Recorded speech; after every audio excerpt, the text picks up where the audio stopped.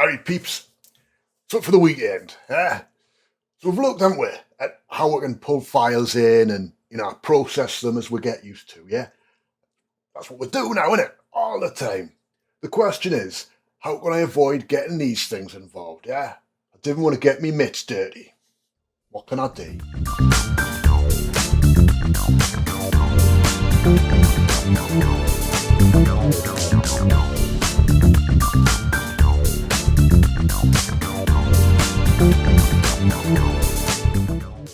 So last week we went through this, didn't we? Yeah, you remember this Excel spreadsheet.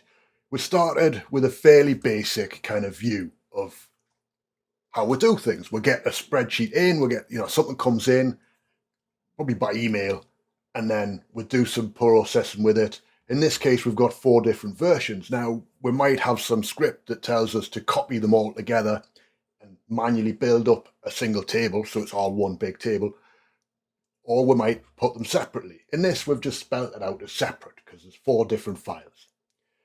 What we then looked at was we could use Power Query and point it at a folder location, and then all we have to do is put the new file in the folder, and then it'll automatically be available, and when we hit refresh, it'll update it, and everything will be good, and I'll be like a star and a hero.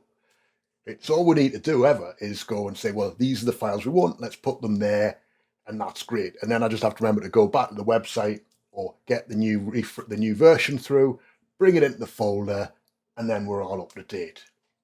Job's a good one. Champion. Right? But wouldn't it be better if we could even just get it to go directly to the source? Is that possible with Power BI? So I've built this in Power BI Desktop. Now what we're doing with this is we've got this set up so I can go and say, well, I want to look at Durham. We can pick Durham and it'll show us just these are the Durham sites. Just Newcastle, North Tyneside. Just the ones that are 3 in North Tyneside. So we can actually start to really build up and analyse and process and see what's going on. And this is kind of the basis of a lot of analysis projects that we see in Power BI. So you'll get to a point where you've got quite a large view that you can then drill through and process down to get to the details that you really need to. And you will have seen us do that in different videos, especially around the New York Water Tower data set, that we really went on the next level down and down and down with that. What we can do here, though, is we can go through how do we do this? How can we find out this genius, brilliant piece of work? Right? So let's have a look, get rid of this, and let's create a new Power BI file. All right, so we're going to need a couple of things, aren't we? Number 1, the website. Here we go, the website. Number 2, we're going to start with a nice blank Power BI file. Okay, so we're going to tell it we're going to get some data.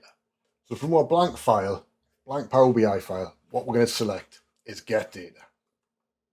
Okay, so get data.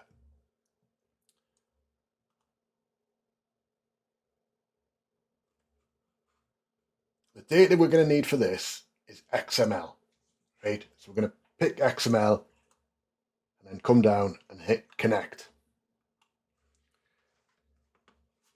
Now, what we need is to know what XML file we need. Now we need to know the XML. Which XML file are we going to open? So this is where our food hygiene data comes in. So if we scroll down here, we can see we've got lists of local authorities. What we need to do is just pick one. Doesn't matter which one, just pick a random one. Okay. So I'm going to just pick this first one. I'm going to right click on it and then pick copy link. Okay, that's going to give me the link that I need. And then we can go back to our Power BI and I'm just going to paste this in and click open. Okay. Power BI is now going to build the connection based on it as if it was an XML file on my computer. Right, so again, we're going to need to do something to correct that in the future, but at this point, this should be recognizable to you. We're going to come in, tell it we want the establishment details. We get the nice sample view, and then down here, we can see what we need to do is to transform the data, not load. Again, real bugbear. Transform's one that should be yellow, not load. Microsoft, make the change. Transform the data. Comes up, we've got lovely data set here, all imported. Works really well. Just need to do the column sorts that we need to do before. So we're going to change this. I'm going to expand that through. I'm going to do one thing differently to what I did before. I'm just going to change this to be rating date. So that's going to rename the column that it's going to result in to rating date. As we go further over here, scores, we're going to expand that as well. And geocode as well. Okay. Okay, so now all of a sudden I've created the recipe that I need for us to tackle an XML file as and when we encounter it in the real world. Okay, so if we bring Notepad down here, just so we can make that simple, right? There's the location for it, right, that we've got. Okay, and I'm going to need this later, so I've just pasted it here. I'm going to take it off screen for now. Okay, so what we have to do is think, I'm going to convert this into a function. Now remember, to be a function, it needs to have some parameters. Okay, you don't have to have parameters for a function, but it really helps. So for this, we're going to put some parameters onto it. We're going to put 2. Okay, so we're going to manage parameters, create a new parameter. Okay, and parameter 1, this is going to be file name. Okay. Simple enough, isn't it? It's going to be text. And I'm going to paste that whole file in, that whole URL in, but we're going to remove the main URL bit. Obviously, makes sense, doesn't it? Job's a good one. Okay. Next, we're going to have the XML location. That's going to be text. And then there we go. Okay. Remember the slash. Okay. So we've now got 2 parameters that are going to make it possible for us to rebuild the URL. So what we're going to be able to do with this is point it to a list of XML files or XML file names in particular. So what I was thinking is, we've got a folder of XML files that we like. Let's point it to that, right? And then we'll read the file name and then use the file name in tandem with this URL location to actually then build the proper URL that'll then download the latest version.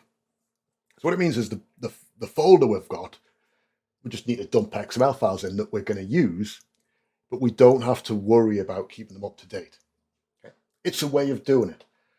The reality is, unless you're going to say, go to the thing and pull all the XML files down and process them all, which we could look at doing in the future, probably do this, if we'll get to the end and go, oh, I know what I'm doing now, let's get everything in and do it.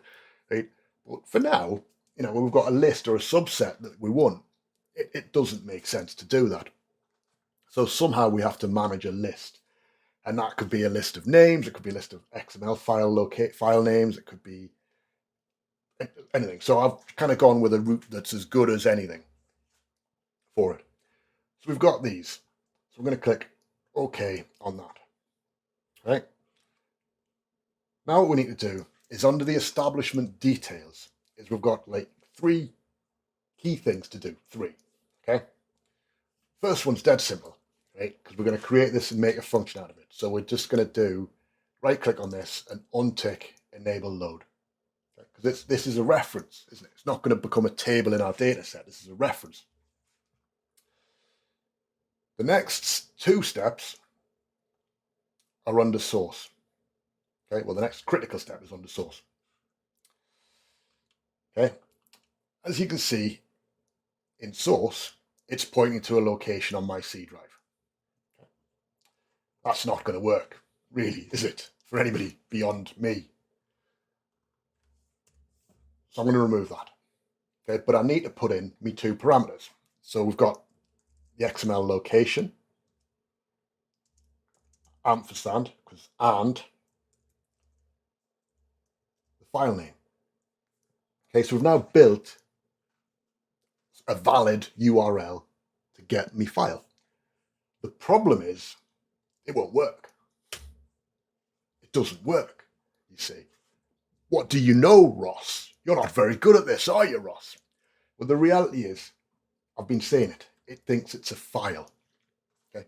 Well, it's an XML file, Ross. It actually is a file. Okay. No, don't you be throwing no shade on me, sunshine. Right.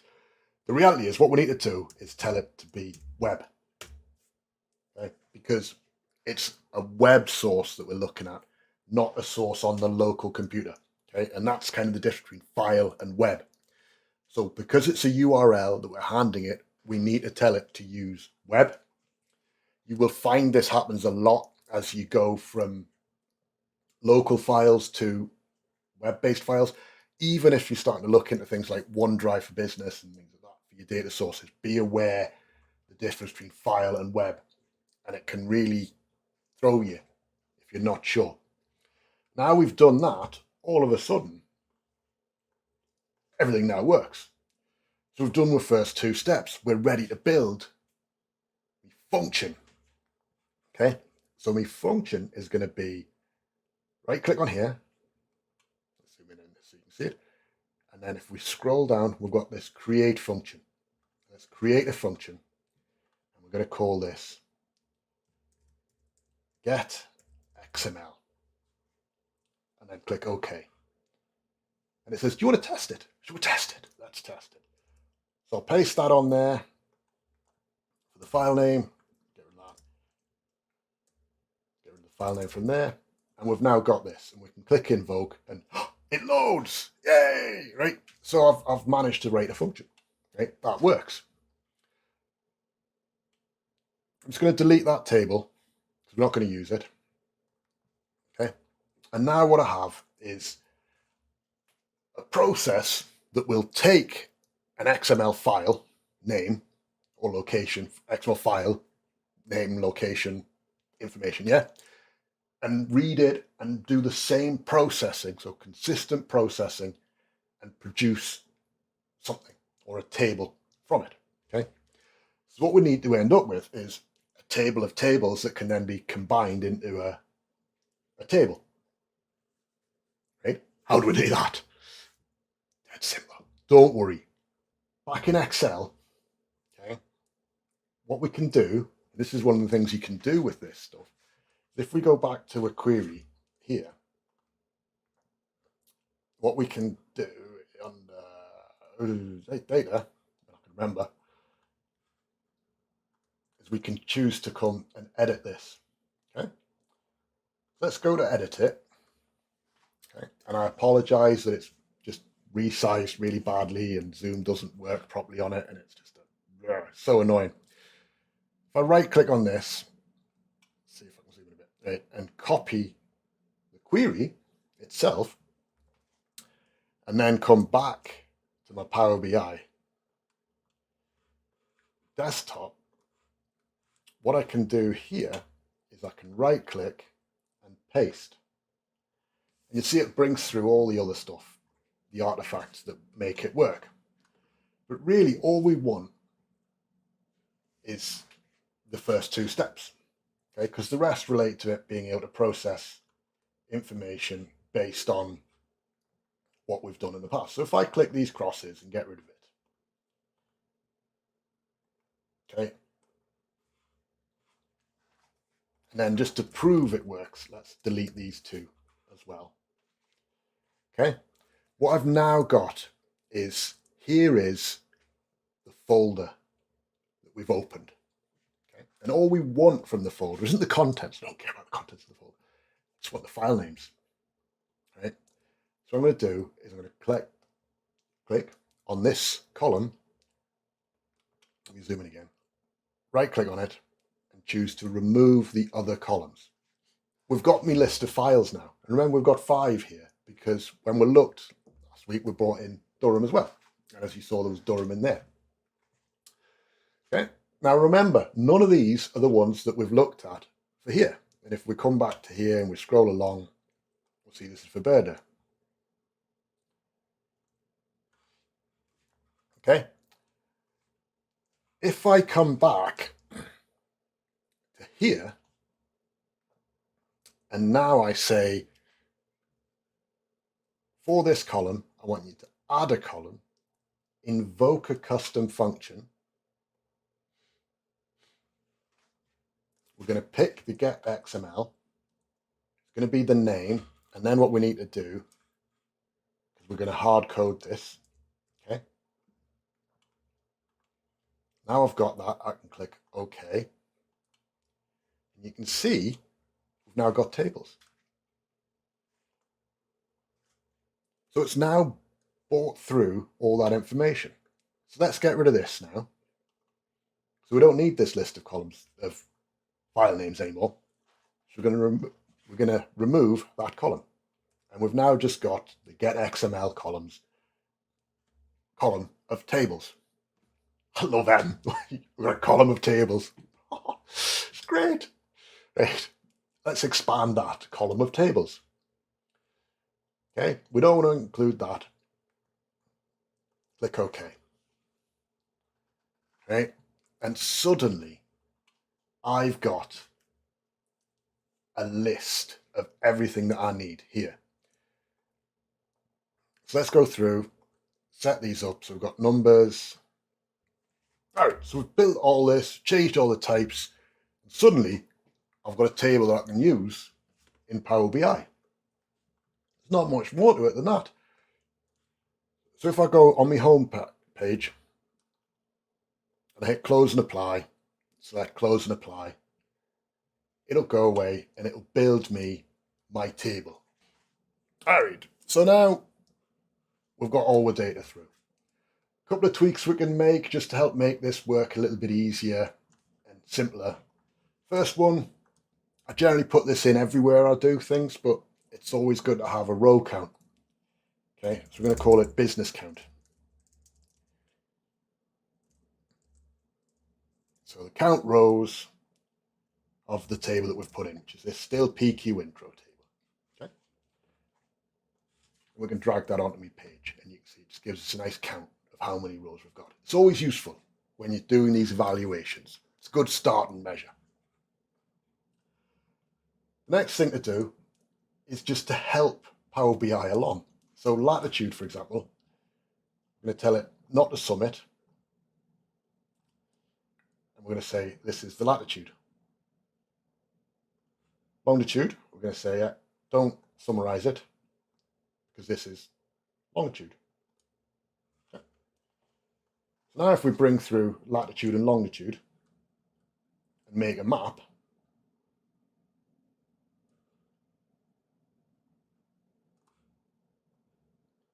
all of a sudden, I'm able to build a map of what's going on in my areas. Next thing to do, of course, is to bring in the ratings value as the legend. Let's put in the ratings value as my legend. There we go. Okay. We might say, do you know what? I don't want the ratings values that aren't legitimate, as it were. So I just want 0 to 5. Ratings values. We can do that easy. Okay, we could then choose to say, well, I want a table of everything else. So we can do that.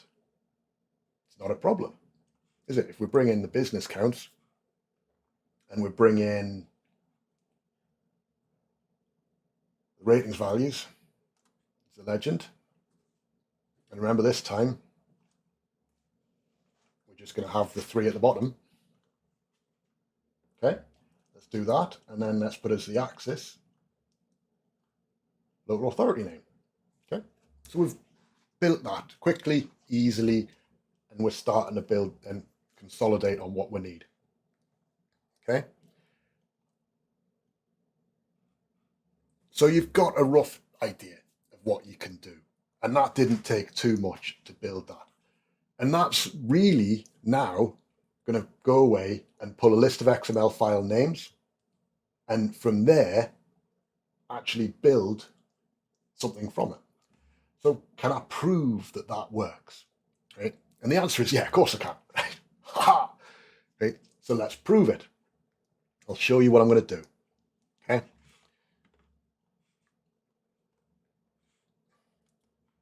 I've got this here. Okay. I want to copy that. Say File, Save As. Let's put that on the Power Query intro. Okay. I'm going to say all file types, and let's just save it as that. Okay. Now, remember, this is effectively an empty XML file. Okay? There is nothing in here at all. You've just watched me save it there. Okay? If I come through here and we hit refresh all, it's going to go away and it's going to add that table of data for that location down here. And he's down there. Okay? Can't say fairer than that. Quick, easy, pulled it through. All I really needed to give it was this list of XML files. Right? We've brought this through and you've just seen me save that file to that location. It doesn't have any data in it. Okay? If you're really in doubt, I will find it. I will show you the folder. So here's the folder. There's the new XML file that we've got. And if we open it in Notepad, it's just got that name in it. Nothing else. Okay? So what do you reckon then? It's incredibly useful to be able to connect directly to your data sources from Power BI and read that data in. Power BI Desktop, though, is a starting environment. Okay? It's a report authoring tool. It's there, it's intended for me to build something. It's not there intended for me to really disseminate from there. So what are my options if I'm saying, well, I want to go big with my data? So next week, I thought what we should be really looking at is how can I get to that next point now? So I've got a folder, but what I want to do is have that in a position that it can be used directly with the Power BI service, have everything saved up in the service and have it refresh daily so that every morning, when my senior leadership team come in and want to know about what's going on with the files, what's going on with the food hygiene in whatever areas they choose, it's going to be available to them in the most up-to-date format. So we'll go through and we'll see how we can set that up in the Power BI service, starting from our file that we've built, that we started on with this, and then we'll publish it all up. And then once we've started to get that, you know what? This is great. Okay. So as I said, right, don't forget, head down below, like and subscribe, support the channel. Head on over to geordieintelligence.co.uk and become a member, as we do lots of training courses to help you get up to speed with this and push your Power BI development to the next level. For now though, make sure you take care of yourselves. Have a great weekend. Ta-da.